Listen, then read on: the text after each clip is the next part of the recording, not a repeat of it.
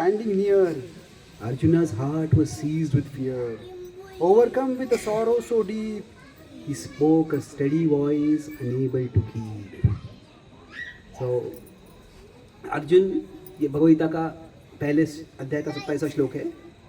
और अर्जुन के जीवन में भी एक तूफान आ गया है, और वो तूफान के कारण भावनाओं के वश में वो फेंका जा रहा है इधर उधर। तो तभी वो जो ओवरवेल्म हो गया है, तभी वो भगवान की ओर मुड़ता है और भगवान भगवद गीता का संदेश देते हैं। तो let us look at this. तो कोई पढ़ना चाहेगा पहला paragraph? Do we have a second mic? Yes, can you the mic reach there? बंद करके देना पड़ेगा ना। पढ़ी।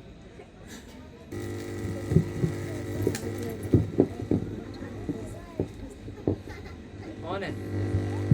My dear Lord, when I it is natural that I will experience emotions in relation to things and people around me. Such emotions may be natural and desirable for fulfilling my responsibilities, but still, they come with an innate danger. They can become so strong, so suddenly and severely strong, that they propel me to do wrong. तो जब हम जगत में जा रहे हैं तो साधारणतः क्या है कि हम जगत में हमको कुछ चीज़ें प्राप्त करनी हैं, कुछ चीज़ें हमको टाल चाहते हैं, और ऊपर हमारे ऊपर भगवान है। तो अधिकांश रूप से हम भगवान की ओर ऊपर नहीं देखते हैं, भगवान की ओर नहीं मुड़ते हैं। और क्या है, basically there are two doubts, दो विचारधाराएं, शंकाएं नहीं है, ये विचारधाराएं है कि जिसके कारण हम भगवान की ओर नहीं मुड़ते। तो पहला है, I don't need to care for Krishna, मुझे भगवान की परवाह करने की कोई ज़रूरत नहीं है। और दूसरा है, कृष्णा डजंट केयर फॉर मी, कि मुझे भगवान की परवाह करने की ज़रूरत नहीं है और भगवान मेरी परवाह नहीं करते हैं। ये जो दो विचारधाराएं हैं, इनके कारण अधिकांश लोग जो है भगवान की ओर नहीं मुड़ते हैं। तो भी I don't need to care for Krishna, generally बोले गॉड, ऐसा विचार क्यों आएगा लोगों के मन में? क्योंकि इस जगत में बहुत से प्लेजर्स है, इस जगत में बहुत से सुख है, और मुझे सुख भोग करना है, अभी मुझे पार्टी जाना है, मुझे मूवी देखना है, कौन सत्संग के लिए जाएगा, कौन मंदिर में जाएगा, नहीं जाएगा तो क्या फ़र्क पड़ता है। तो I don't need to care for God. क्यों? क्योंकि इस दुनिया में इतने सारे प्लेजर्स है, इतने सारा मुझे भोग करने का संधि है, मुझे मज़ा करना है जीवन में। तो I don't need to care. दूसरा ये है पहला, आई थिंक ये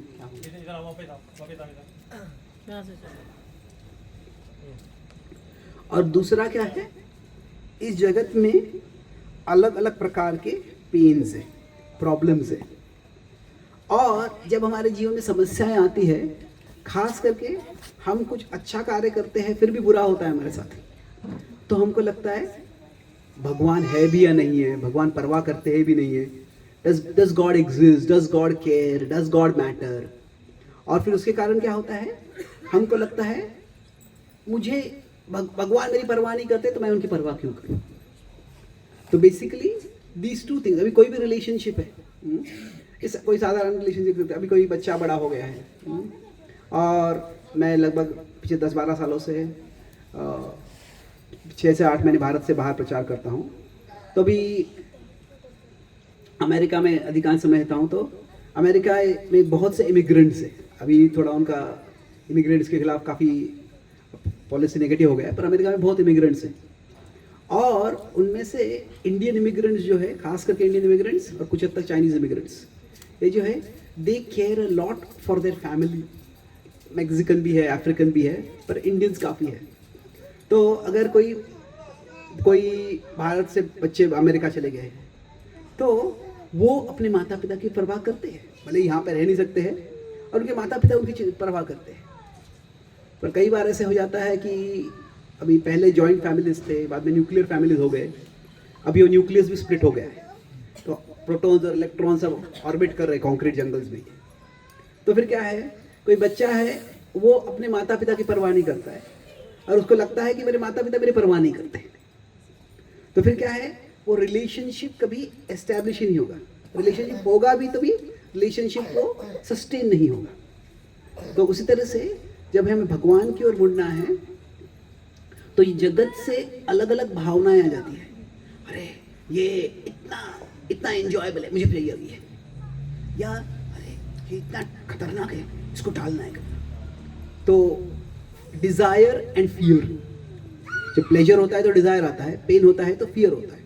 तो ये दोनों इमोशंस जो है डिजायर और फियर, ये हमको कंज्यूम कर लेते हैं। अधिकांश रूप से जो साइकोलॉजिकल प्रॉब्लम्स भी होते हैं, एडिक्शन होता है, वो डिजायर से आता है। फिर एंजाइटी होता है, अलग अलग प्रकार के पैनिक अटैक होते हैं, वो फियर से आते हैं। तो अभी क्या है कि हम इस जगत में इतना मग्न हो जाते हैं तो भगवान की ज़रूरत महसूस नहीं होती है, और लगता है भगवान भी मेरी परवाह नहीं करते। These are two fundamental doubts which stop की पीपल, इसी कारण लोग आगे बढ़ते नहीं अपने जीवन में। कोई anyone would like to read the second paragraph? आप पढ़ना चाहोगे? माइक कहाँ है?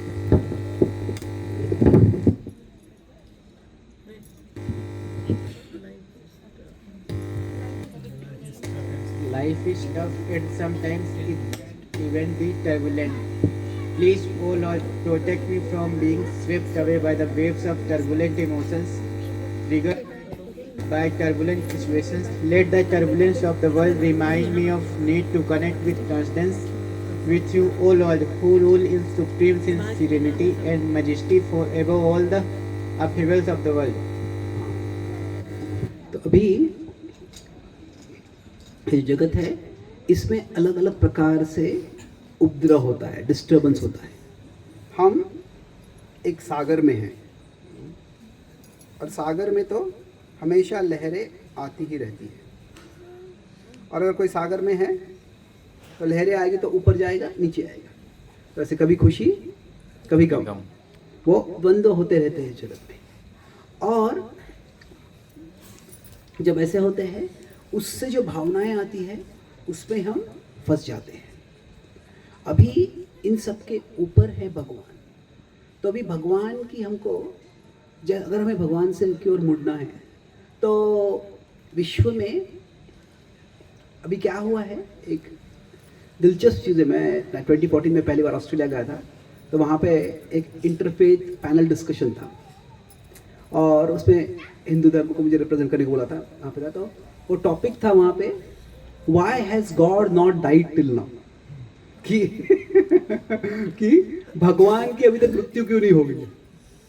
तो अभी उसका मतलब क्या था, भाव ये था कि फ्रेडरिक नीत्शे नाम का एक फिलोसोफर था, फिलोसोफर कह सकते हैं, फिलोसोफर कह सकते हैं, जो भी है, उसने घोषणा की थी गॉड इज डेड। मतलब क्या है कि भगवान का कभी अस्तित्व था ही नहीं, पर विज्ञान ने इसे साबित कर दिया है कि भगवान का अस्तित्व नहीं है। तो God as a concept is also dead. तो बहुत से रिसर्चर्स ने, सोशियोलॉजिस्ट ने, थिंकर्स ने ऐसे भविष्यवाणी की थी कि जैसे विज्ञान की प्रगति होगी वैसे धर्म, आध्यात्म, भक्ति, थीज़म कम हो जाएगा। तो एक्सपेक्टेशन क्या था कि जैसे मटेरियल प्रोग्रेस होगा, मटेरियल प्रोग्रेस अधिकांश रूप से साइंस एंड टेक्नोलॉजी से होता है। तो ये एक्सपेक्टेशन क्या था, जैसे मटेरियल प्रोग्रेस होगा वैसे क्या होगा, थीज़म जो है, भक्ति जो है वो कम हो जाएगी और लोग और नास्तिक बन जाएंगे। तो ये अपेक्षा थी, पर वास्तव में ये एक्सपेक्टेशन था, ये प्रोफेसी थी, पर हुआ ऐसे नहीं है। वास्तव में this is not work out like that. हम भारत की दृष्टि से देखते हैं तो हम कहते हैं कि हमको लगता है अमेरिका बहुत भौतिकवादी है, और है, अमेरिका में हॉलीवुड वगैरह है, पर वास्तव में पाश्चात्य देशों में अमेरिका सबसे ज़्यादा रिलीजियस कंट्री है। खास करके अमेरिका का जो सदर्न साइड है और मिडलैंड से मिडिल साइड है, वो काफ़ी रिलीजियस है, क्रिश्चियनिटी, इवेंजेलिकल क्रिश्चियनिटी है। पर अगर हम विश्व का नकाशा देखते हैं तो Europe is the most atheistic continent right now in the world. But middle east में रिलीजन हम कह सकते हैं फैनाटिकल हो गया है, पर फिर भी रिलीजन है। अभी रशिया में ऑफिशियली रशिया में रिलीजन बैन कर दिया था कम्युनिज्म के रूप में, पर उसके बाद में भी बहुत पावरफुल हो गए। केवल क्रिश्चियनिटी नहीं, बाकी धर्म भी हो गए हैं। चाइना में अंडरग्राउंड है पर काफ़ी हद तक हो रहा है। South America is still quite religious. और भारत में भी हम देखते हैं पिछले 15-20 सालों में धर्म की एक पुनः जागृति हो रही है। और हम ये देखते हैं, भारत की ओर देखते हैं तो क्या है कि मटेरियल प्रोग्रेस भी हो रहा है, साइंटिफिक एंड टेक्नोलॉजिकल एडवांसमेंट भी हो रहा है। तो एक्चुअली ये जो लोगों को लगता है कि the idea of God is primitive, God is outdated, God is pre scientific, ये इसको हमें क्यों विश्वास करना है? तो इस विचार से भगवान न तो अस्तित्व है और भगवान की संकल्पना की जरूरत भी नहीं है, ऐसा भाव था। पर ऐसे नहीं हुआ है। और ये क्यों नहीं हुआ है? इसके दो मेन कारण हैं। क्या है कि सबके जीवन में हम क्या एक चीज़ करना चाहते हैं कि हमें कुछ चीज़ें प्रिय है और कुछ चीज़ें अप्रिय है। और अब क्या चाहते हैं कि जो प्रिय चीज़ें हैं उनसे मेरा योग हो जाए, मतलब वो मुझे मिल जाए, और जो अप्रिय चीज़ें हैं उनसे वियोग हो जाए, मतलब वो दूर रहे, मुझे मेरे जीवन में वो ना आए। ये हम चाहते हैं। अगर हम किसी कार्यक्रम को जा रहे हैं, कहीं किसी वेडिंग में जा रहे हैं, किसी पार्टी में जा रहे हैं, तो वहाँ पे कोई व्यक्ति है, उससे हमारी मैत्री है, तो उनसे मिलने का उत्साह होता है, कब मिलेंगे, इनसे बात करेंगे, तो उनसे हम योग चाहते हैं, मिलना है। पर कोई व्यक्ति है, उससे बहुत घृणा है, जो उससे मिलना ही नहीं है, और बराबर जाते हैं, शायद वो डेस्टिनेशन वेडिंग है और कोई होटल में हम रह रहे हैं, और बराबर वही व्यक्ति हमारे होटल में रूम पार्टनर बन जाता है। तो क्या होता है, जो नहीं चाहिए उनसे वियोग के जगह पे योग हो गया। तो हम सोचते हैं कि अगर ये हो गया, तो अगर ऐसे हो गया तो दिस इज हैप्पीनेस, ये हमको चाहिए। और अप्रिय से हम वियोग चाहते हैं। पर कई बार होता क्या है कि हमारा प्रिय से, जो प्रिय है उससे वियोग हो जाता है, और अप्रिय से योग हो जाता है। जो नहीं चाहिए वो मिल जाता है, और जो चाहिए वो नहीं मिलता है।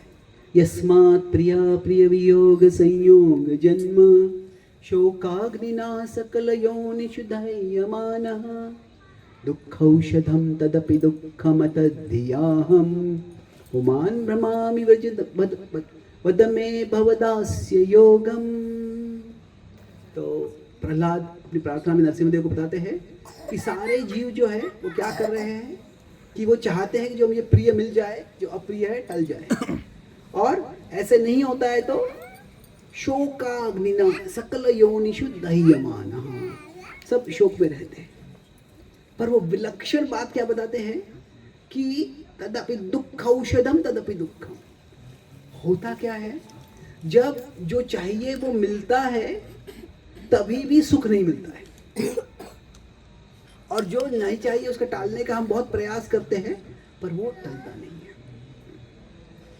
तो अभी क्या हुआ है, one of the most shocking, ये इतना कॉमन हो गया कि वो शॉकिंग नहीं है, पर अगर 18th century, 19th century, first half of 20th century से कोई साइंस के चैंपियंस अगर वो अभी 21st सेंचुरी में, सेकेंड हाफ 20th सेंचुरी में आ जाते थे, तो ऐसे भविष्यवाणी थी कि विज्ञान की वैज्ञानिक प्रगति से, टेक्नोलॉजी से we will bring happiness in the world. कुछ लोगों का तो ऐसे बहुत बोलना था कि क्या है कि हमको अभी स्वर्ग की जरूरत नहीं है, we don't need any religious paradise, with technology we will create paradise in this world, हम इसी जगत में पैराडाइज बनाएंगे। तो ये भाव था। पर हुआ क्या है, टेक्नोलॉजी का एडवांसमेंट हुआ है, पर फिर भी क्या हुआ है कि जो प्लेजर है, जो प्लेजर हमको मिला है वो अनफुलफिलिंग है। उससे क्या होता है, उससे संतुष्टि नहीं मिलती है, और जो पेन है वो अनअवॉइडेबल है। फिर भी अलग अलग तरह से पेन आ रहा है। ये पाश्चात्य देशों में हुआ क्या है कि शरीर के स्तर पे काफ़ी कंफर्ट्स आ चुकी है. People are at the level of the body they are comfortable, but at the level of the mind they are miserable. बहुत दुख है. एक तो क्या है, अकेलापन हो सकता है, डिप्रेशन हो सकता है, और दूसरा है सब कुछ है फिर भी सेटिस्फैक्शन नहीं है. तो लोग क्या है, they are both comfortable and miserable. तो शरीर के स्तर पे कंफर्टेबल, मन के स्तर पे मिजरेबल. और ये जो है इसको साथ में कह सकते हैं कि people are today comfortably miserable. Comfortably miserable. और यही परिस्थिति महाभारत में बताई गई है दुर्योधन की थी. तो लेट्स लुक एट दैट. और उसके पहले हम अगला पैराग्राफ पढ़ते हैं. Who would like to read the third paragraph? Yes, please. Can you see? Okay, good. What is your name? Mitakshi. Itakshi. Good, yes. You take the mic. Let me not be misled by the notion that your trances reduced you to irrelevance when I am faced with the world turbulence. Although you are unaffected because of trances, you are not unconcerned about how I am affected by the turbulence. Bless me so that my concern for the world does not blind me to your concern for me and your concern for the world. Thank you. Hare Krishna. It's quite difficult word, but you read it as nicely as you could. Good. तो अभी महाभारत में वर्णन आता है कि दुर्योधन पहले से बहुत लालची था, ईर्ष्यालु था, और फिर धीरे धीरे क्रूर बन गया. और क्या है, कई बार हम योजना बनाते हैं तो हमारी योजना कभी यशस्वी होती है, नहीं होती यशस्वी. जब दुर्योधन ने योजना बनाई कि मुझे पांडवों का इतना बड़ा राज्य हो गया है, वो मुझे राज्य छीन लेना है, तो उसने जुआ खेलने के लिए युधिष्ठिर को बुलाया. और युधिष्ठिर आ गए. युधिष्ठिर क्यों आए? क्योंकि युधिष्ठिर का विचार था कि ये धृतराष्ट्र है, मेरे पिता के समान है, उन्होंने बुलाया है, तो जो पिता समान है उनके वचन को मुझे टालना नहीं चाहिए. और तब तक धृतराष्ट्र ने ओपनली पांडवों के खिलाफ कुछ नहीं किया था. तो युधिष्ठिर को लग रहा था कि ओके, धृतराष्ट्र किस हद तक दुर्योधन से अटैच्ड है उसका उनको अंदाजा नहीं था. और वो आ गए और फिर वो गैम्बलिंग मैच हो गया. और उसमें अपेक्षा थी दुर्योधन की कि मैं शकुनी युधिष्ठिर का राज्य छीन लेगा, राज्य प्राप्त कर लेगा. पर ये अपेक्षा नहीं थी उसकी कि युधिष्ठिर सारे पांडवों को दाव पे लगा देगा, खुद को दाव पे लगा देगा, फिर द्रौपदी को दाव पे लगा देगा. और फिर उसने द्रौपदी का अपमान करने का प्रयास किया. वो अस्त्रहरण हुआ नहीं भगवान कृष्ण की कृपा से, पर फिर भी वो प्रयास ही अपमानास्पद है. तो एक तरह से क्या हो गया, उसका जो प्लान था, his plan was more successful than what he expected. कि जो उसको करना था उससे ज़्यादा वो कर पाया. तो अभी उसके बाद में पांडव पूरे कंगाल बन के भी जंगल में चले गए हैं. और वह बैठा है राज्य में, और ऐश्वर्य है राज्य का, पर फिर भी क्या है, संतुष्टि नहीं है. फिर भी संतुष्टि नहीं है. क्यों संतुष्टि नहीं है? उसको लग रहा था क्या है कि अरे मैंने इतना प्राप्त कर लिया, मैंने सब कुछ भी प्राप्त कर लिया, पर मेरा जो ऐश्वर्य है, मेरी समृद्धि है, वो पांडव देखने के लिए कहाँ है? वो पांडव नहीं है. तो उसको लगा कि क्या है कि मैं जंगल में जाऊंगा और वहाँ पे पांडवों को मेरा ऐश्वर्य दिखाऊंगा, उनको दिखाऊंगा मैं कितना सुखी हूँ. और वो जब देखेंगे कि मेरा ऐश्वर्य कितना है, उनकी गरीबी कितनी है, वह देख के वो दुखी हो गए. और जब वो दुखी हो गए, उनका दुख देख के मैं सुखी होगा. तो अभी ये क्या स्टैंडर्ड है हैप्पीनेस का? मैं अमेरिका में था तो एक कार का ऐड देखा मैंने वहाँ पे, buy this car and enjoy the envy in your neighbours eyes. Car खरीदो और अपने पड़ोसी के आंखों में ईर्ष्या का भोग करो। अभी क्या है, कार कितनी अच्छी है, कार कितनी स्मूथ है, कितना कंफर्टेबल है, उसको एंजॉय मत करो। क्या है कि दूसरे की आंखों में ईर्ष्या आएगी, उसको एंजॉय करो। तो अभी ये क्या स्टैंडर्ड है एंजॉयमेंट का? अभी क्या होगा, अगर उसके पास हमसे ज़्यादा अच्छी कार आ जाएगी तो वो हमारे आंखों की ईर्ष्या एंजॉय करेगा। और फिर ये जो है कि the great mistake of modernity, जो दुर्योधन की भी गलती थी, जो आधुनिक समाज की, ऐसे नहीं कि आधुनिक समाज में सब लोग दुर्योधन के समान है, पर वो एक मानसिकता जो है, the great mistake of modernity is to think that things are more important than thoughts. कि पूरी जो भौतिक प्रगति है वो सारे वस्तुओं को और अच्छा करने के लिए, और थिंग्स को इम्प्रूव करना जरूरी है। अच्छा, अगर घर अच्छा नहीं तो अच्छा घर प्राप्त करना, अच्छे वस्त्र होना, अच्छे गैजेट्स होना, ये बुरी बात नहीं है। बट हम क्या हो गए मॉडर्निटी में, थिंग्स को इम्प्रूव करने में बहुत एफर्ट हो गया है, पर उसमें थॉट्स को इम्प्रूव करने का कुछ एफर्ट नहीं रहा है। और जब अभी दुर्योधन के हृदय में जो ईर्ष्या आ गई थी, उसके कारण क्या हुआ था, कितना भी उसके पास संपत्ति क्यों ना हो, वो बिल्कुल संतुष्ट नहीं था। तो मॉडर्निटी में थिंग्स इम्प्रूव हो गए हैं पर थॉट्स बहुत खराब हो गए हैं। तो science and technology can improve things, but only spirituality can improve thoughts. कि आध्यात्म से ही हमारे जीवन में एक कुछ ऊंचा अर्थ क्या है वो समझ सकते हैं। तो वो क्रोध हो सकता है, वो लोभ हो सकता है, वो कोई और वासना हो सकती है। ये सारे ऐसे विचार जब आते हैं तो व्यक्ति को अंदर से वो तड़पाते हैं। तो why do we need God? जो बोलते हैं God does not care for me और I don't need to care for God, शुरुआत में चालू किया। तो why do we need God? Because without God our thoughts will become our enemies. कि हमारे विचार ऐसे बन जाएंगे, अशुद्ध बन जाएंगे, अशांत बन जाएंगे, कि वो हमारे शत्रु बन जाएंगे। और हुआ क्या है, जैसे मतलब पीपल आर कंफर्टेबल फिजिकली, शारीरिक स्तर पे कंफर्टेबल है, पर मन के स्तर पे क्या है, अनकंफर्टेबल है, मिजरेबल है।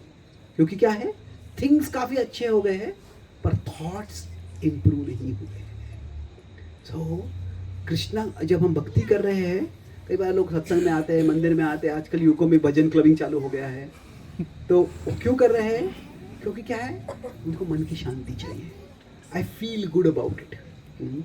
तो अभी ये कोई बोलेगा मैं टीवी देख के भी फील गुड करता हूँ, मैं शराब लेके भी फील गुड करता हूँ, पर वो क्या है, अभी फील गुड करते हैं, बाद में फील बैड करते हैं। उसके बाद कुछ समय के बाद हैंगओवर आ जाता है तो प्रॉब्लम आ जाता है। तो क्या है कि हमारे थॉट्स को इम्प्रूव करना जो है, ये only spirituality can do that. Let's look at the last paragraph and then I'll make a couple of points. कोई पढ़ना चाहेगा और? Yes, please. Can see you. ठीक है, यही पढ़ रहे हैं यहाँ पे. I beg you, O Lord, let me remember that you, as the supreme transcendent, are my best refuge for both rising above the world's turbulence and persevering through it. Yes, thank you. So, what is your name? Your name? Arnav Singh. Arnav. Thank you, Arnav. Okay. So, now I'll talk about 3 points about how turning towards God, भक्ति करने से कैसे हमारे thoughts improve होते हैं. And then we will have some questions. तो जो fundamental doubt होता है हमारे में कि why do I need God, that बाकी अलग अलग हो सकते हैं संशय, अरे भगवान ने ऐसे क्यों किया, ये लीला में ऐसे क्या हुआ, या इवन मेरे जीवन में ऐसे क्यों हो रहा है, अनेक संशय हो सकते हैं। पर जो अभी हम जब भगवान की भक्ति करते हैं तो उससे होता क्या है, तो वास्तव में जब हम कार्य कर रहे हैं हमारे जीवन में, तो हम इस जगत में कई बार देखते हैं कि मुझे थिंग्स क्या है, मुझे इम्प्रूव करने हैं। बट भगवान बोलते हैं कि हमारा जो एग्जिस्टेंस है 3 लेवल है, कि है शरीर है, फिर मन है और फिर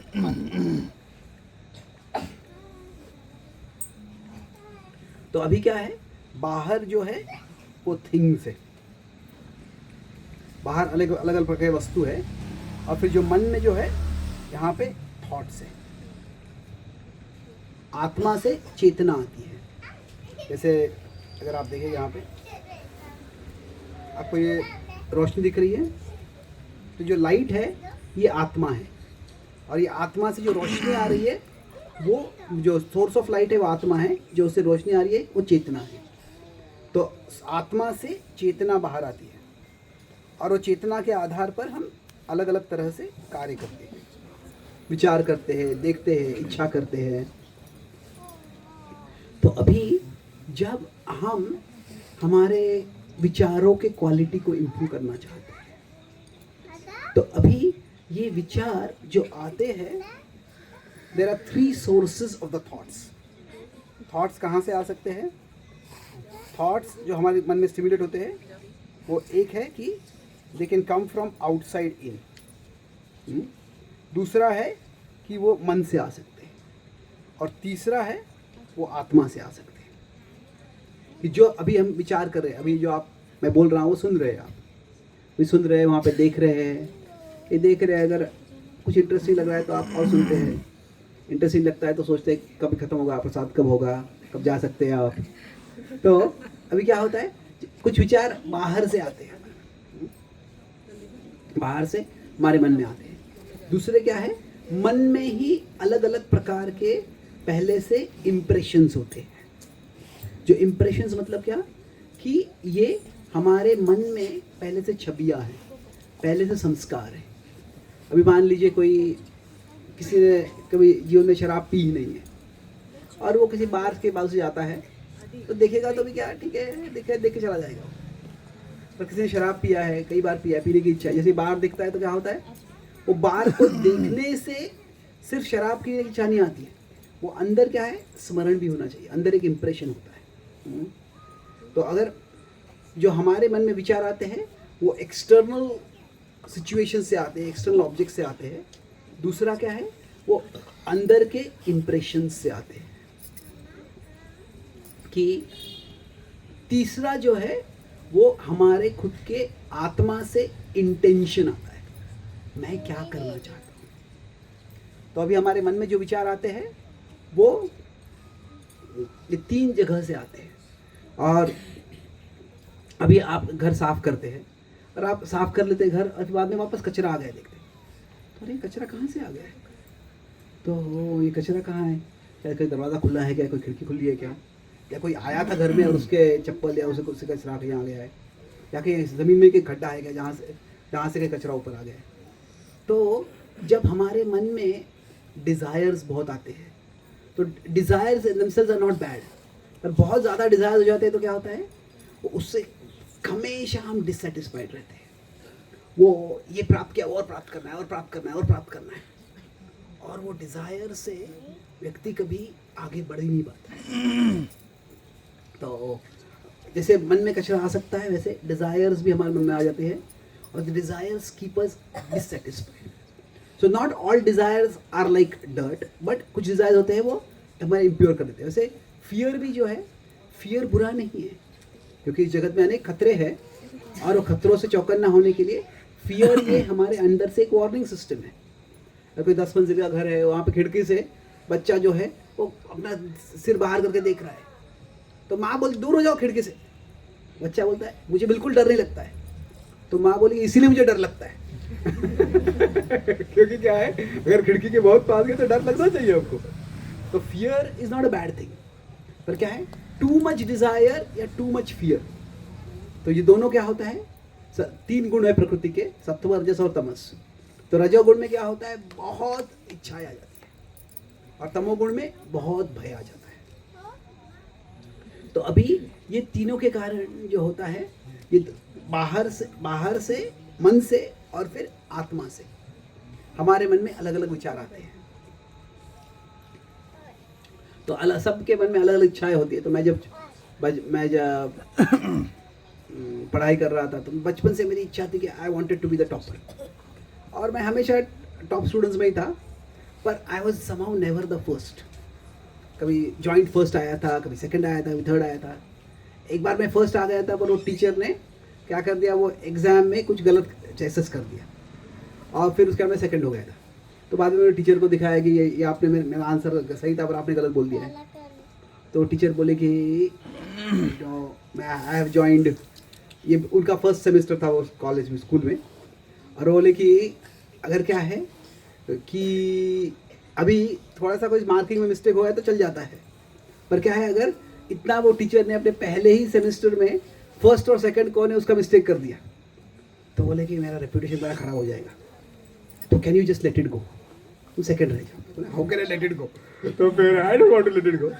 तो फिर मैं घर पे गया, वो टीचर थे, टीचर का आदर करते हैं, तो उन्होंने रिक्वेस्ट किया तो उनको ना भी बोलना कैसे सकते हैं। तो भाई I went home, I talk with my mother. तो मेरी माँ बोली कि वो भी माँ वो बैंक में नौकरी करती थी, बोले कि नो शी इज़ ऑल्सो, वो she is a working women, बोले कि वो टीचर के तुम्हें अगला बाद में मौका मिल जाएगा फर्स्ट आने का, पर ये टीचर का ये जॉब का करियर का सवाल है उनका, तो लेट इट गो। तो I was very unhappy but I let it go. तो उसके बाद में जब मैं इंजीनियरिंग पढ़ रहा था तो तभी मैं थर्ड ईयर में GRE दी मैंने, और मेरा एक चाचा थे अमेरिका में है, वो मेरी खुद की कंपनी थी, तो उनके कोई बच्चा नहीं था, तो he wanted me to come there and inherit his company. तो मैं तभी GRE दी। बचपन से मुझे इंग्लिश भाषा में बहुत रुचि थी। मेरी एक हॉबी थी कि डिक्शनरी उठाओ और शब्दों के अर्थ को याद करो। तो Indian generally do well in maths और एप्टीट्यूड, पर इंग्लिश में थोड़ा मुश्किल हो जाता है। अभी ChatGPT सबका इंग्लिश अच्छा हो गया है तो पर अभी क्या हो गया, there is a huge mismatch कई बार होता है कि क्या लिखते हैं और कैसे बोलते हैं। तो अभी अमेरिका में जो बड़े बड़े इंटरव्यूज़ होते हैं, यूनिवर्सिटी के इंटरव्यूज होते हैं, तो पहले वो they used to give lot of importance to writing essays, कि आपका ड्रीम्स क्या है, आपका विजन क्या है, आप हमारे कॉलेज में क्यों आना चाहते हो। तो अभी उन्होंने एसेज का इंपॉर्टेंस काफ़ी कम कर दिया। एसेज होगा भी तो भी उसके बाद में आपको ओरल वाइवा जो होता है, आपका इंटरव्यू होता है, वो बड़ा इंपॉर्टेंट हो गया। But anyway I was good in English. तो तभी जब मैंने GRE दिया तो I came not just first in my class, not just first in my college, I was first in the history of my college, I was first in the entire state of Maharashtra, and I was very happy, yahoo kind of thing. पर क्या हुआ, वो तभी internet वगैरह था, तो physical marksheet आया था मेरे घर में। तो वो मार्कशीट देख के कुछ क्या है 2-3-5 मिनट के लिए बड़ा सुख होता है, पर बाद में क्या है, मार्कशीट देख के कितना सुख होगा, तो उससे ज़्यादा सुख नहीं है। फिर क्या है, मैं कॉलेज में गया, in college I was a celebrity, तो सब मित्र सब कंग्रेचुलेट कर रहे थे और वाज वेरी हैप्पी। पर क्या हुआ, एक के बाद एक मेरे 3 मित्र थे, 3 कैसे एक्वेंटेंसेस थे, वो तीनों एक के बाद दे फॉरगॉट टू कांग्रेचुलेट मी। तो पहले जब फॉरगॉट किया कांग्रेचुलेट तो आई वाज अनॉयड, दूसरे ने फॉरगॉट किया कांग्रेचुलेट तो मैं इरिटेट हो गया, आई वाज इरिटेटेड। तीसरे ने फॉरगेट किया तो मैं एनरेज हो गया था, क्या चल रहा है तुमको, ये पता नहीं क्या किया है मैंने, क्या अचीव किया है। और जब मैं इतना गुस्सा हो गया था तो अभी मैं I didn't want to sound pathetic, किसी पूछे तुम मुझे कांग्रेचुलेट क्यों नहीं कर रहे हो तो अभी ऐसे बोला था। तो तभी मुझे I had almost like out of body experience. Out of body experience मतलब क्या है कि ऐसे मैं ऊपर हूँ, खुद को देख रहा हूँ, और तभी लगा रुको, तुम बचपन से you are thinking that becoming a topper will make you happy.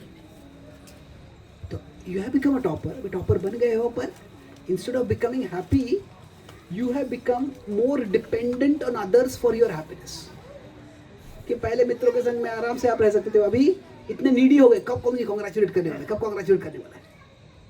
तो at that time I started looking ahead कि मैं भविष्य में क्या करूँगा, कि मे बी मैं कोई आईवी लीग यूनिवर्सिटी में एडमिशन मिल जाएगा, या I might write some award winning papers, books, जो भी है, I will do those things. But उससे हमेशा वो एक्सटर्नल डिपेंडेंस रहेगा। At that time I started thinking कि what will actually provide us inner happiness. क्या इनर हैप्पीनेस हमें कोई चीज़ होती है क्या? और वो जो है तो भगवद्गीता का 6.22 का श्लोक है, यम लब्ध्वा चापरम लाभम मन्यते नाधिकम ततः यस्मिन् स्थितो न दुःखेन गुरुणापि विचाल्यते। कि इस जगत में एक ऐसी स्थिति आती है जब हम भगवान के स्मरण में लग जाते हैं, जब हम भगवान में एकाग्र हो जाते हैं, तो फिर हम किसी भी उतना भी उसमें संतुष्टि मिलती है। यम लब्ध्वा चापरम लाभम मन्यते नाधिकम तथा, इससे बड़ा और कोई सुख नहीं है, ऐसा भाव आ जाता है। और वह जो है वह एक एक्स्ट्रॉर्डिनरी सेटिस्फैक्शन है। तो at that time I felt this is what I want to achieve in life, this is what I am still उसी जर्नी में हूँ, मूविंग टूवर्ड्स इट। बट क्या है कि जो हमारे जीवन में दुख आते हैं, सुख आते हैं, वो अगर सुखों से हम एक्सटर्नली और डिपेंडेंट हो रहे हैं तो वो सुख ही दुख का कारण बन जाएगा। तो हमारे थॉट्स है, थॉट्स को प्यूरिफाई अगर करना है तो क्या है, we need to change our definition of happiness. किन चीज़ों से मुझे सुख मिलता है? दुनिया हमको बताती है कि अरे तुम नया फ़ोन खरीद लो, तुम ये गैजेट खरीद लो, तुम ये कर लो, वो कर लो, तुम सुखी हो जाएंगे। पर जब हम भक्ति करते हैं उससे वास्तव में हम खुद, ऐसे कोई दूसरा बोल रहा है, इसे ज़बरदस्ती से नहीं है, खुद के ही अनुभव से we change our definition of happiness. तो हमारे मन में जो विचार आते हैं, विचारों को क्वालिटी अगर इम्प्रूव करना है, थॉट्स को इम्प्रूव करना है, तो हमारा हैप्पीनेस का डेफिनेशन क्या है?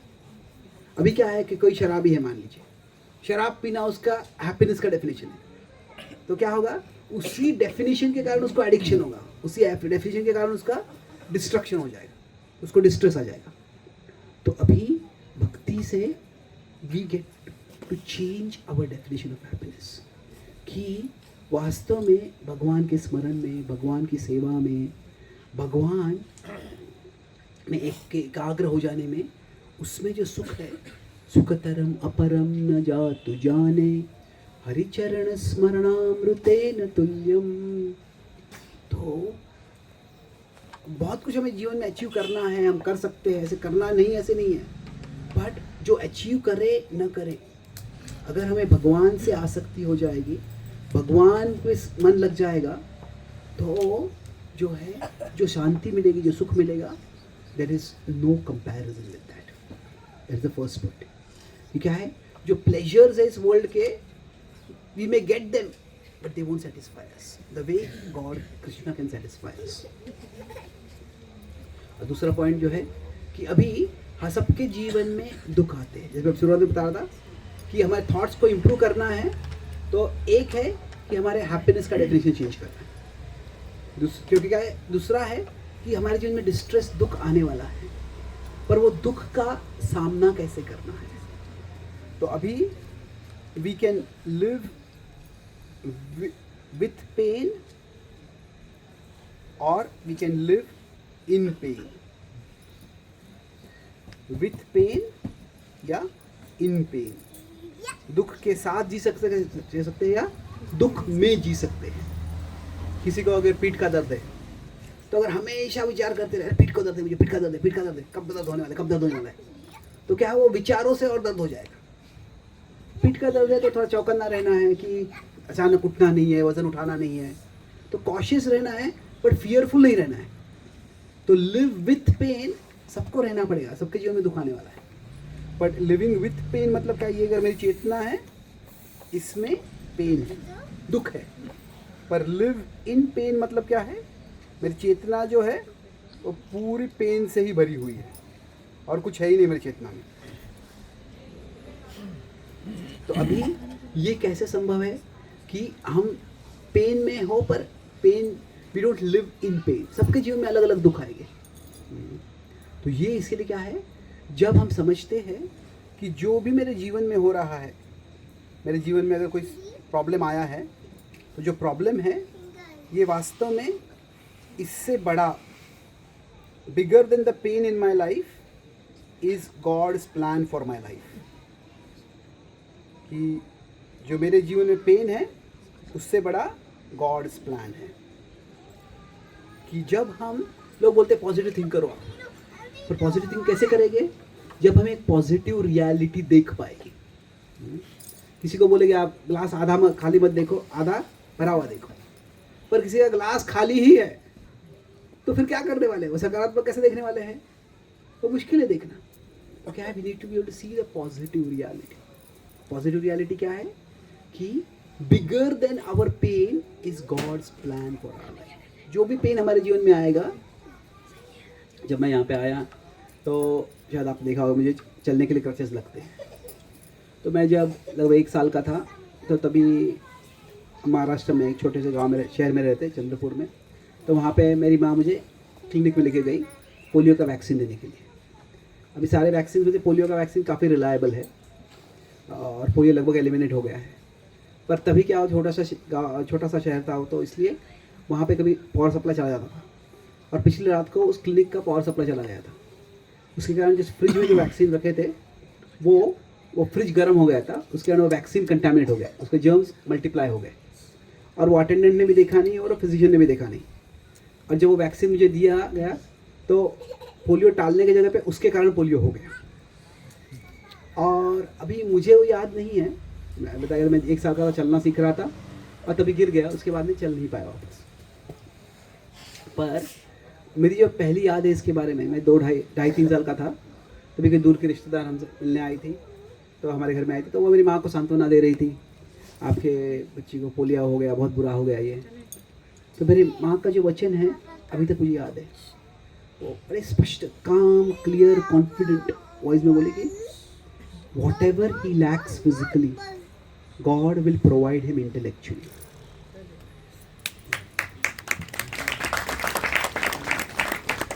शरीर के स्तर पे जो भी कमी होगी भगवान बुद्धि के स्तर पे दे देंगे। अभी पता नहीं मेरी माँ ने वो कैसे क्यों बोला, क्या तभी मैं बुद्धि के कुछ लक्षण दिखाए थे या वो उनकी वो आशा थी, उनकी प्रार्थना थी, उनका आशीर्वाद था, जो भी है, पर वो मेरे मन में रह गया। और जैसे बड़ा हो गया, बाकी बच्चों के साथ समान खेल नहीं पाता था, मैं फिजिकल एक्टिविटी बहुत कम कर पाता था, पर देखा कि मैं पढ़ने लग गया तो आई कुड रीड फास्ट, अच्छे से याद कर पाता था, थोड़ा बोल भी पाता था। तो क्या हो गया, एक तरह से ये मन में बैठ गया कि ठीक है, मेरा जो इंटेलेक्चुअल साइड है यही अच्छा है, ये स्ट्रॉन्ग है। फिर हमारे एक पड़ोसी में एक बच्चा था, वो एथलेटिक्स में बहुत अच्छा था और मैं एथलेटिक्स में 0 था, तो इसीलिए वो मुझे चिढ़ाता था, लंगड़ा लंगड़ा वगैरह बोलता था। तो ये आई वॉज, गुस्सा नहीं आता था, मैं थोड़ा अनॉय हो गया था, क्योंकि आगे मैं शरीर से ज़्यादा आइडेंटिफाई नहीं करता था, भाई बुद्धि से, कोई मुझे बुद्धू बोलता था मुझे गुस्सा आ जाता था। तो पर फिर क्या हुआ, एक दिन मेरी माँ ने मुझे वो बताया कि उसकी माँ उनसे मिलने आई थी, बोलती कि वो उसको गणित में थोड़ी समस्या आ रही है और मैं गणित में अच्छा था, तो तुम उसको मदद कर, उसको थोड़ा गणित में मदद करो।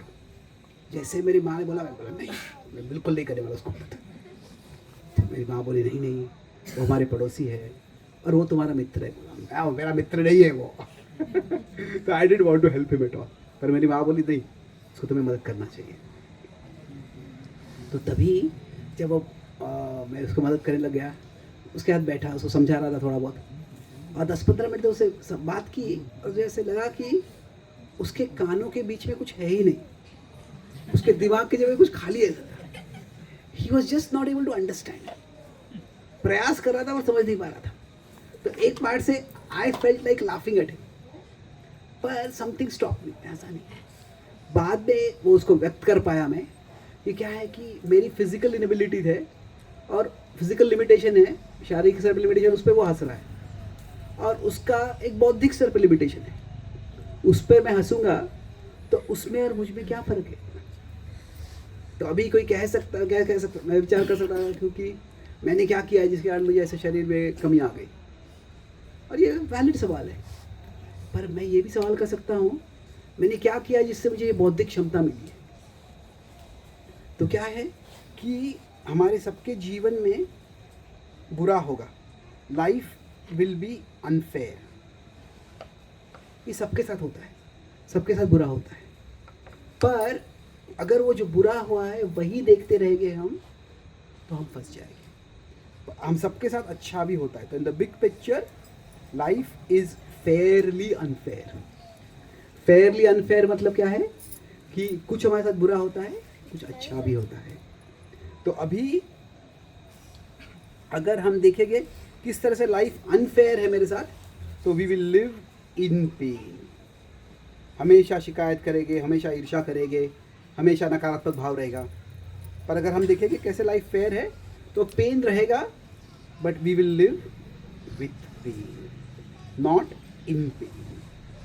तो भगवान की भक्ति से क्या होता है, जब हम भक्ति करते हैं, हम ये भक्ति मतलब केवल एक जप करना या पूजा करना या कुछ कीर्तन करना, ये नहीं है। ये महत्वपूर्ण है, पर इससे क्या होना चाहिए, इससे दुनिया की ओर देखने की हमारी दृष्टि बदलेगी कि हाँ मेरे साथ बुरा हुआ, पर जो बुरा हुआ इसके बारे में भगवान अनजान नहीं है, इसके बारे में भगवान लापरवाह नहीं है।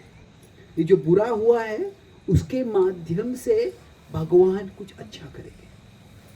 तो हाँ, जो बुरा हुआ वो बुरा है, ऐसे नहीं कि बुरा नहीं है, पर उस बुरे से बड़ा भगवान की योजना है। पांडवों के साथ बहुत बुरा हुआ, वो राजकुमार थे पर उनके ही भाई जो है, उनका जो कुचलता भाई, उनको मारने का प्रयास कर रहे, तो वारणावत में गए, महल में जिंदा जलाने का प्रयास कर। पर उससे क्या हो गया, वो जंगल में गए, वहाँ से वो द्रौपदी के स्वयंवर में गए, और फिर वहाँ पे जब द्रौपदी से विवाह हो गया उनका, तो फिर जो द्रुपद एक शक्तिशाली राजा थे उनसे भी संबंध बन गया उनका। तो अभी क्या हो गया, अब पहले तो वो अनाथ बालक जैसे थे, उनके पिता नहीं थे, पर अभी द्रुपद उनके एक सब्स्टिट्यूट पिता जैसे बन गए, और वो अपनी बेटी को तो परवाह करेंगे। तो अगर धृतराष्ट्र उनके पांडव के साथ वैसे अत्याचार करते रहा, अनफेयरली बात बर्ताव करते रहा, तो द्रुपद विल बी एंग्री। तो उनको एक सपोर्टर मिल गया। तो क्या हुआ, बुरा तो हुआ उनके साथ, पर there was a plan by which something better came out of. तो जो थॉट्स पॉजिटिव कैसे होते हैं कि जो पेन है हमारा, वो the pain is not the complete picture of our life. My present pain is not my permanent pain, ये मेरा परमानेंट फेट नहीं है। और तीसरा जो आखिरी चीज़ है कि कैसे हमारे थॉट्स इम्प्रूव होते हैं, वो क्या होता है कि न केवल हमारा प्लेजर, हमको एक हायर प्लेजर भगवान के स्मरण में मिलता है। जब हम कार्य कर रहे हैं तो पेन को सामना करने के लिए हमको एक विजन मिलता है। और उसके साथ साथ क्या है, भक्ति करना मतलब क्या है, हमारे जीवन के लिए एक पर्पस मिलता है, हायर पर्पस है। क्या हायर पर्पस है कि ऐसे नहीं है कि हम अकेले इस जगत में, ये जगत इतना बुरा है, इससे संघर्ष कर रहे हैं, कहीं कुछ पैसा कमाना है, कहीं कुछ करियर करना है, कहीं ऐसे नहीं है कि जगत मीनिंगलेस है और इस जगत में मैं कुछ तो भी अर्थपूर्ण करने का प्रयास कर रहा हूँ। नहीं, क्या है, हम सब भगवान के अंश है। ममैवांशो जीवलोके जीवभूता सनातना, क्योंकि हम सब भगवान के अंश है। तो we are parts of Krishna, उसका मतलब है we have parts in Krishna's plan. अभी कोई भारत के क्रिकेट टीम का पार्ट है, मतलब तो अगर पार्ट है तो उसको क्रिकेट की टीम में पार्ट है, उसका कुछ योगदान है। तो स्पिन बॉलर हो सकता है, फास्ट बॉलर हो सकता है, कोई बैट्समैन हो सकता है, कोई विकेट कीपर हो सकता है। तो हम सब, every one of us is precious. भगवान के लिए हम इतने प्रिय है कि भगवान हम सबके हृदय में परमात्मा के रूप में है। सर्वस्य चाहम हृदि सन्निविष्टो, और हम सबके जीवन के माध्यम से भगवान कुछ करना चाहते हैं। शायद वो हमारे परिवार का कल्याण हो, दूसरों का कल्याण हो, जो भी भगवान ने हमको गिफ्ट्स दिए है उनको हम एक सेवा भाव में इस्तेमाल करते हैं, तो फिर हम खुद संतुष्टि प्राप्त कर सकते हैं, दूसरों को हम संतुष्ट कर सकते हैं। एक आखिरी उदाहरण से अंत करूँगा मैं ये। कैसे है कि कोई नदी जो है पहाड़ों से सागर की ओर जाती है, तो अभी जो नदी है वो हम सब के समान है, और हम सब नदी के समान है, और जो सागर है वो भगवान के समान है। और हम सबको भगवान के करीब जाना है, भगवान के पास जाना है। पर उसके साथ साथ जब वो नदी सागर की ओर जाती है, तो सागर की ओर जाते हुए जहाँ से भी जाती है वहाँ पे इतने सारे लोगों का कल्याण करती है, इतने सारे जीवों को वो जो ज़रूरी है जल देती है सबको। अभी अलग अलग नदियाँ हैं, उनके अलग अलग मार्ग होते हैं। हर एक नदी को अपना मार्ग ढूंढना है, और सागर क्यों जाना है। अभी कुछ कुछ नदियाँ होती है, ब्रह्मपुत्र को अगर देखते हैं तो बिल्कुल ऐसे जाते हैं, फिर वो मुड़ती है। पर जहाँ से भी नदी जाती है वहाँ से वो दूसरों को कल्याण करती है। तो वैसे if we are alive, that means God still has a purpose for our life. अगर हम जीवित हैं तो भगवान हमसे कुछ करना चाहते हैं, हमसे कुछ करवाना चाहते हैं, और हमारे जीवन का कुछ उद्देश्य है। अभी पांडवों के साथ बहुत बुरा हुआ, भगवान राम जब जगत में आए तो उनके साथ भी बुरा हुआ। पर क्या है, जो पांडवों का वनवास, जो भगवान को राम का वनवास हो गया, और उसके द्वारा क्या हो गया, उसके द्वारा रावण का संहार हो गया। तो even through our pains God's purpose is move forward. हम सबके जीवन के लिए जो है एक पर्पस है, और इसी पर्पस फाइंड करने का की क्या है, वो एक सेवा भाव है कि थॉट्स को इम्प्रूव करना है। तो कई बार होता है मुझे पर्पस क्या है मेरे जीवन में, कि अरे मुझे इंजीनियर बनना है, मुझे डॉक्टर बनना है, मुझे ये करना है, वो करना है। All that is fine, but that is not exactly the purpose of life. क्या है पर्पस में जो है, it is not so much what I get as what I give. कि सर्विस एटीट्यूड, सेवा भाव का मतलब क्या है कि मुझे कितना रिकग्निशन मिल रहा है ये महत्वपूर्ण नहीं है, मेरा क्या कंट्रीब्यूशन है वह महत्वपूर्ण है। ये भाव रखेंगे तो हम सबके जीवन को पर्पस है। कितना मिलने वाला है वो हम उसका गारंटी नहीं रख सकते, but we can always contribute, and in that way कितनी भी डिफिकल्टी क्यों ना हमारे जीवन में, we can always have a purpose for our life. इस परिस्थिति में मैं कैसे, जो भी मेरे पास है उससे कैसे मैं कुछ सेवा भाव में कुछ कर सकता हूँ। How can I contribute, how can I make a positive difference, small difference भी क्यों ना हो, उससे हम सबके जीवन में एक दिव्य आनंद आ जाएगा। तो समराइज क्या चर्चा की हमने आज, कैसे फ्रॉम डाउट टू डिवोशन, ये हमारा जर्नी था आज। तो 3 पॉइंट में देखे। सबसे पहले पॉइंट था क्या क्या डाउट्स है, 2 मेन डाउट्स है। फर्स्ट है गॉड डजेंट केयर फॉर मी, कि भगवान मेरी परवाह नहीं करते हैं और मुझे भगवान की परवाह करने की ज़रूरत नहीं है। I don't care for God और I don't need to care for God. मुझे अभी God doesn't care for me ये क्यों लगता है, क्योंकि हमारे जीवन में दुख आते हैं, पेन्स आते हैं, तो उनको लगता है भगवान मेरी परवाह नहीं करते, और अगर जीवन में सुख आते हैं तो लगते हैं भगवान की क्या ज़रूरत है मुझे। तो इस तरह से हम भगवान से दूर रहते हैं। और हम जो देखा क्या हुआ कि जो साइंस और टेक्नोलॉजी का मटेरियल प्रोग्रेस का जो प्रॉमिस था कि मटेरियल प्रोग्रेस से क्या होगा, हमारे जीवन के दुख कम हो जाएंगे और हमारे जीवन में सुख आ जाएगा। तो मटेरियल प्रोग्रेस में क्या चाहते हैं, प्लेजर्स यस चाहते हैं और पेन्स नो चाहते हैं। पर हुआ क्या है, मटेरियल प्रोग्रेस के बावजूद today people are comfortable but miserable, comfortably miserable.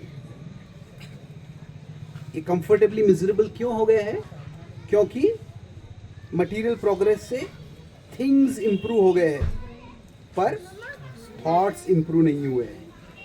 उल्टा जितना थिंग्स इम्प्रूव हो गए हैं उतने जो थॉट्स है वो और ख़राब हो गए। ख़राब क्यों हो गए, 2 तरह से ख़राब हो गए कि डिज़ायर्स बहुत बढ़ गए हैं,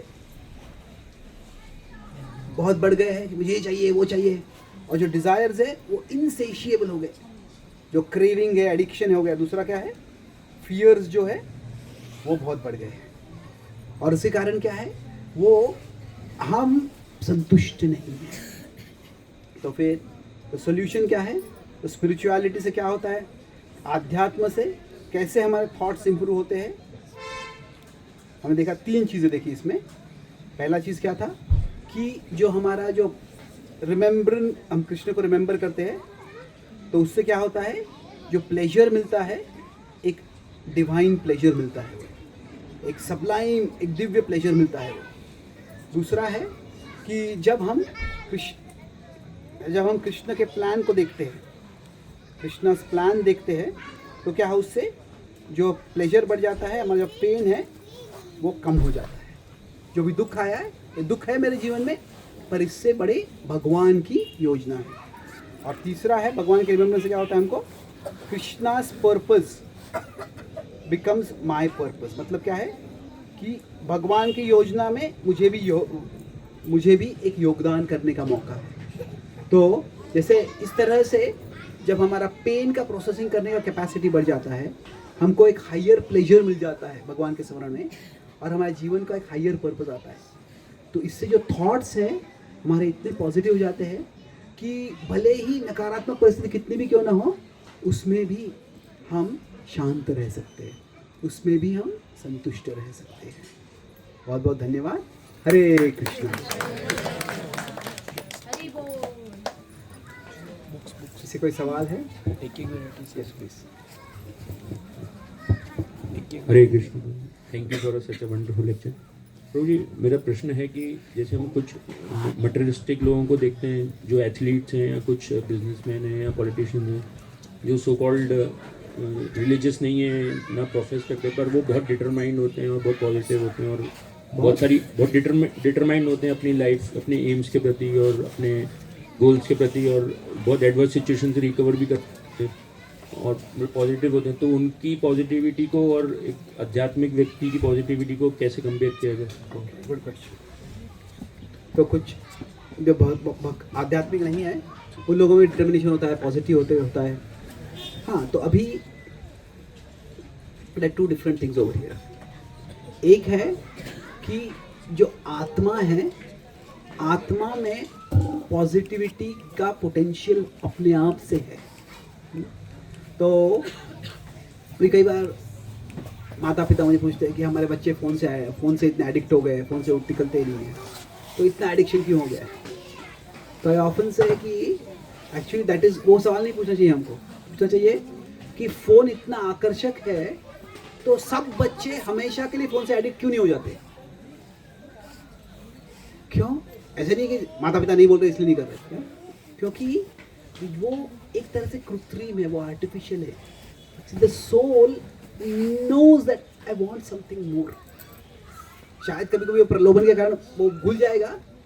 we all want something more in life. तो सोल का जो पोटेंशियल है वो सब में है।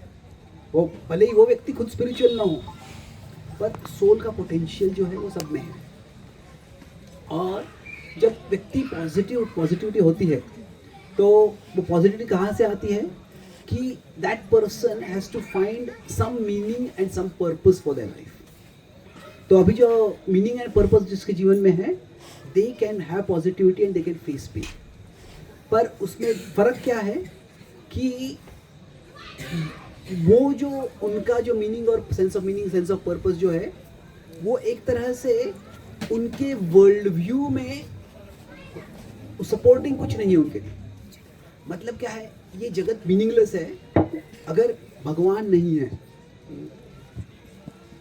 तो उसका रिजल्ट क्या है एक्चुअली?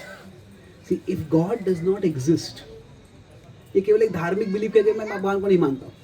पर क्या है, कई बार लोग पूछते हैं, एक बार मैं ऑस्ट्रेलिया में था तो फिर पूछा मुझे, कई बार पूछे थे कि why do bad things happen to good people? अच्छे लोगों का बुरा क्यों होता है? तो मैं नास्तिक हूँ, अच्छे लोगों का बुरा क्यों होता है? तो मैंने जवाब दिया, अच्छे लोगों का बुरा क्यों नहीं होना चाहिए? अगर भगवान है ही नहीं तो दुनिया का कोई ऑर्गेनाइजिंग प्रिंसिपल है ही नहीं, तो किसी के साथ कुछ भी हो सकता है। And you can go even more fundamentally, अगर हम केवल भौतिकवादी ही है, अगर हम भौतिक जीव है, तो क्या अच्छा है और क्या बुरा है ये भी फैसला कौन करने वाला है?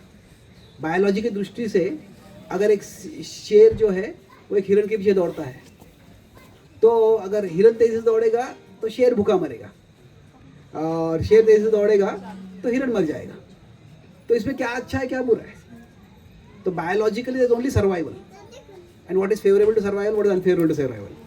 तो नैतिक बायोलॉजी में नैतिकता कुछ है ही नहीं। तो मेरा पॉइंट ये है कि एथिस्टिक वर्ल्ड व्यू में there is no intrinsic meaning to life. Now people can come up with some meaning and that is okay.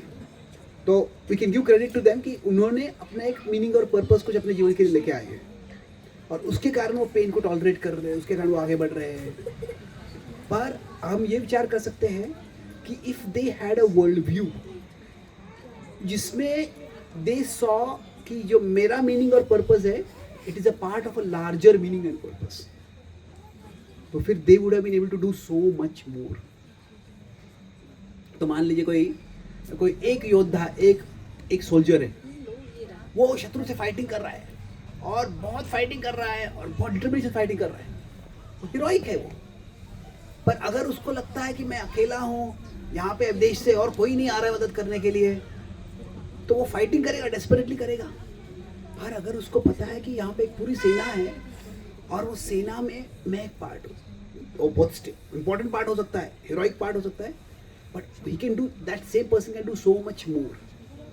तो इसीलिए क्या है कि हम जब आध्यात्म में आते हैं तो कई बार क्या होता है कि spirituality is seen too much as world transcending. मतलब क्या है कि दुनिया की परवाह ही मत करो और सिर्फ अपना जप करो, कीर्तन करो और ये दुनिया से दूर हो जाओ। तो अभी दुनिया से थोड़ा दूर होना ज़रूरी है ताकि हमारा मन शांत हो सके, ताकि हम दिशा से गुमराह न हो जाए। बट स्पिरिचुअलिटी के दोनों एस्पेक्ट्स है, एक है वर्ल्ड ट्रांसेंडिंग और दूसरा है वर्ल्ड ट्रांसफॉर्मिंग। माम अनुस्मर युध्य च, कि तुम मुझे स्मरण करो जिससे कि तुम्हें याद रहेगा, क्योंकि क्या है कि मैं हूँ, मैं न केवल हूँ, मैं तुम्हारे साथ हूँ, मैं तुम्हारे लिए हूँ, I am with you and for you. माम अनुस्मर और फिर युद्ध च।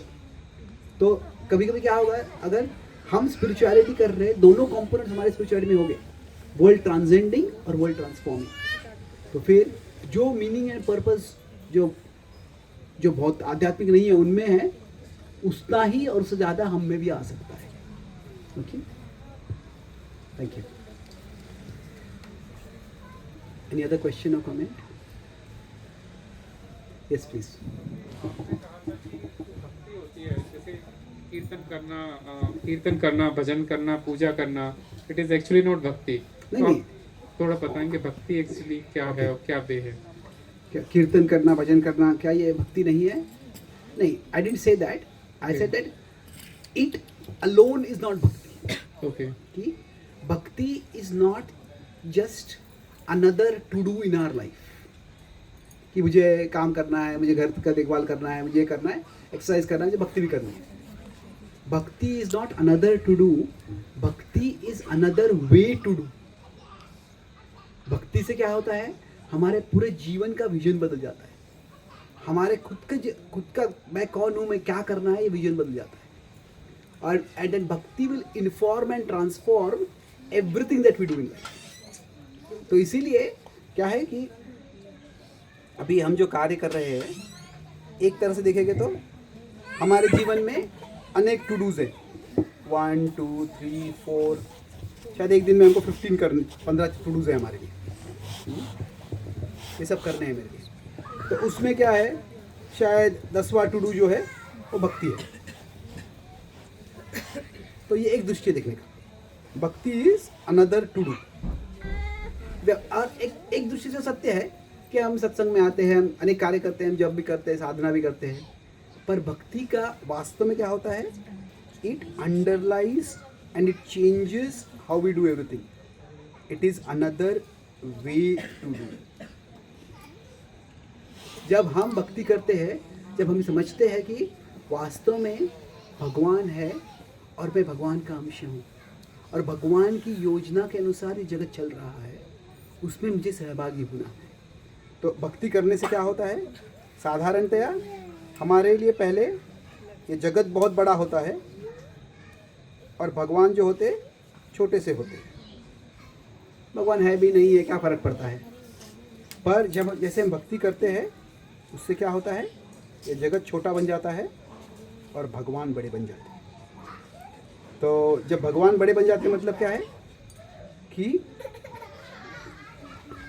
ये जगत में क्या हो रहा है, ऐसी one of the easiest ways to become practically godless.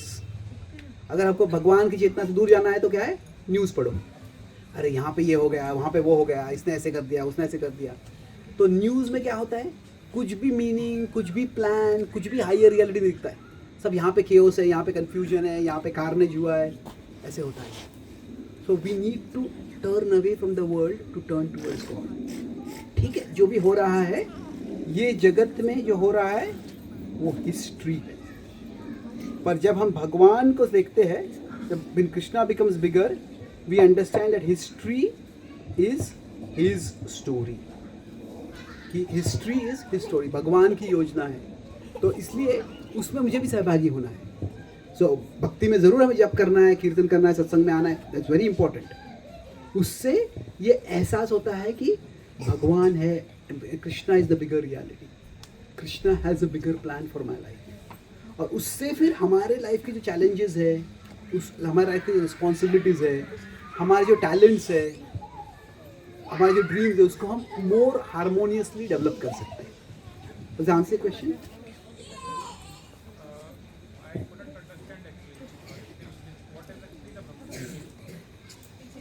है क्या ये ओके, भक्ति क्या है, व्हाट एग्जैक्टली द भक्ति, क्योंकि these are the part of the bhakti and what exactly Okay, what is what? अच्छा, I got your question. तो भक्ति क्या है? In simple sense, भक्ति is a relationship with God. तो भक्ति मतलब क्या है? वो एक भगवान से संबंध होता है, और उस संबंध में हमारे बाकी जो संबंध है उसके समान ही है। संबंध में क्या होता है? इमोशन होता है, भावनाएं होती है, संबंध में एक्शन होता है, संबंध में क्या होता है? एक डेडिकेशन होता है। किसी संबंध है तो क्या है, वो व्यक्ति के समर्पित रहते हैं, डेडिकेटेड रहते हैं। तो everything that comes in a relationship that is there. तो in one sense bhakti is a relationship with God. But now it is different from, so it is similar to all other relationships in the sense that similar जो कुछ होता है components उसमें, पर ये different है इसलिए कि क्या है, that is a eternal relationship, कि वो संबंध जो है आत्मा के स्तर पे है, और इसीलिए वो it can provide us eternal satisfaction. Okay, yes please.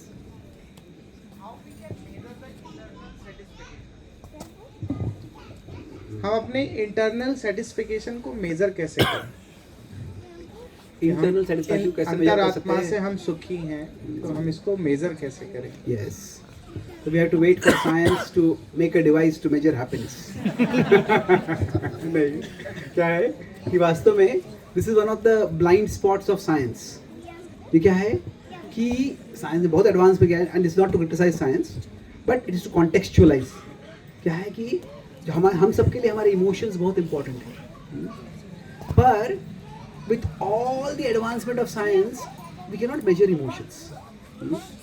अभी मेडिकल साइंस का उद्देश्य है कि पेन जैसे हो तो पेन कम करे, पर पूरे मेडिकल साइंस के एडवांस है, there is no such thing like painometer कि तुम कितने पेन में हो। ये तो अभी कोई बच्चे को पूछते, एक कार्टून दिखाया था मुझे मित्र ने क्लास में, बताया था पेनोमीटर के बारे में, तो उसने बताया कि एक वक्त मुझे बताया था कि एक डॉक्टर, एक छोटे बच्चे पीडियाट्रिक डॉक्टर है, तो बच्चे को पूछ रहे हैं कि उसका हाथ थोड़ा टूट गया है, हाथ को कुछ फ्रैक्चर हो गया है, कुछ दर्द हो रहा है, तो on a scale of 1 to 10 कितना पेन है आपका?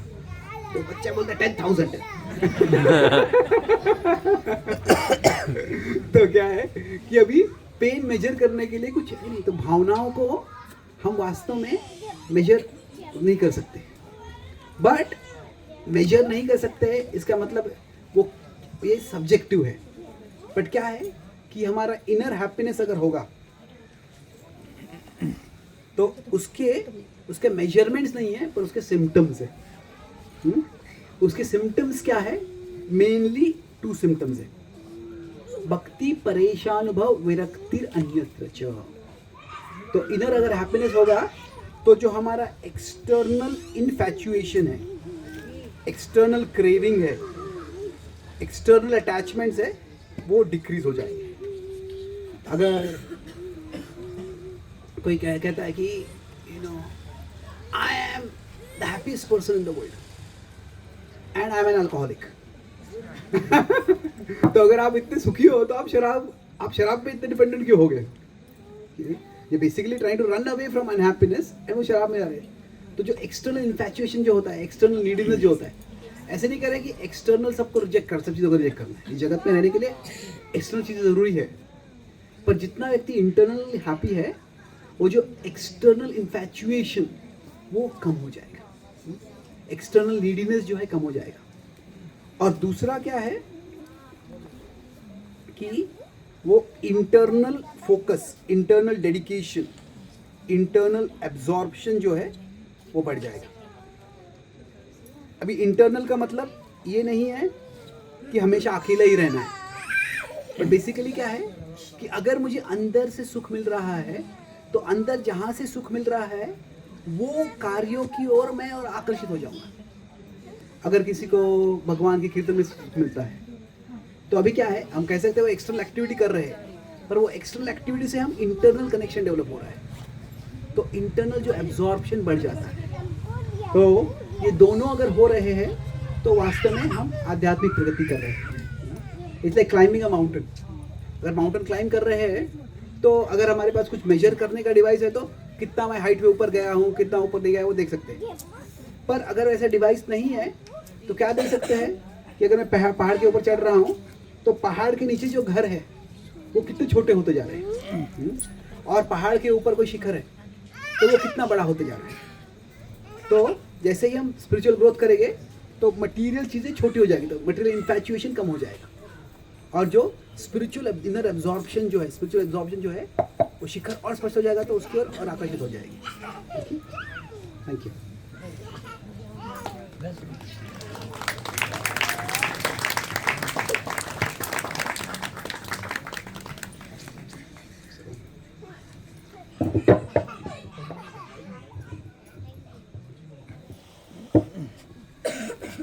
Thank you very much for your thoughtful participation. तो मैंने जो किताब के बारे में बोल रहा था, just I got a few books. तो जो मैं अभी किताब बता रहा था जिससे हमने पढ़ा आज, prayers inspired by Bhagavad Gita. Yes, इसमें भगवान के अलग अलग चित्रों के विग्रह है और अलग अलग प्रार्थनाएं हैं